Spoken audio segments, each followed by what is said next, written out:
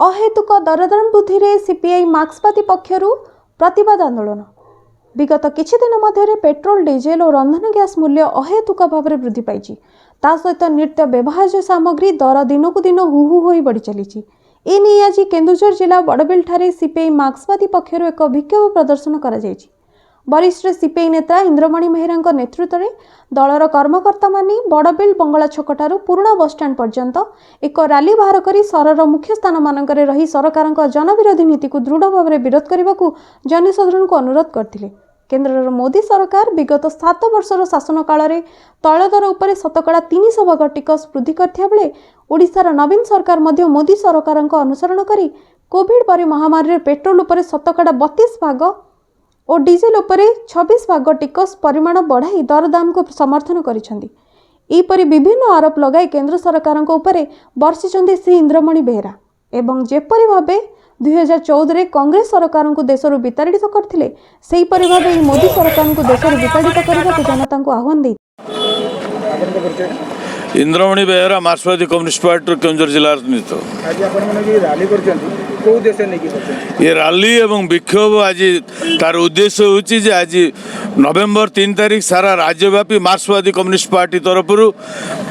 जो जिनपतर दरदाम केवल पेट्रोल की डीजेल नुह पेट्रोल कहतु डीजेल कहतु सीमेंट कहतु इस्पात कहतु बा खाइबा जिनपतर कहतु कि आजिकार ये जो दीपावली दिन जो सब जिनपतर किणा करुँच साधारण मनुष्य ये समस्त जिनपतर दरदाम वृद्धि विरुद्ध रे ही आम आज दिन आंदोलन करुँ। ये आंदोलन ये जे मोदी सरकार 2014 मसीह से कहते आम क्षमता को आसिले आम अच्छा दिन आणबू केते से अच्छा दिन आनी आज सहजरे अनुमेय सी कहते जे विदेश रे जो कला टंका रही मनमोहन सिंह नहीं रखीदी सब सी नहीं आसवे आप अकाउंट को से 15 लाख करके देवे 15 लाख टंका तो से आनिबार क्षमता रखिपारे ना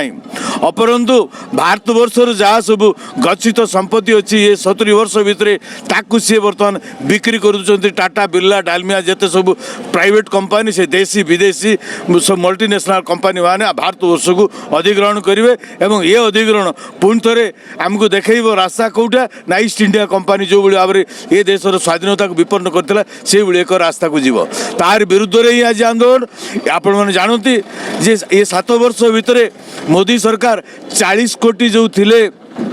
बीपीएल लिस्ट रे मनीष ताकू से 80 कोटी रे पहुंचाई 20 कोटी लोक को से बेरोजगार करिसेंती तेणु यही हूँ सबुठ बड़ तांकर नमूना आर विरुद्ध रे आम आंदोलन करछु एवं बड़बिल जनसाधारण पाखे अपील करछु जे आज भली एक दिन में यही कथा को आपण मैंने अनुभव करूँ एवं ये जन आंदोलन सामिल होगी मोदी सरकार को उखाड़ी फेंकतु जो आम से 2014 मसीह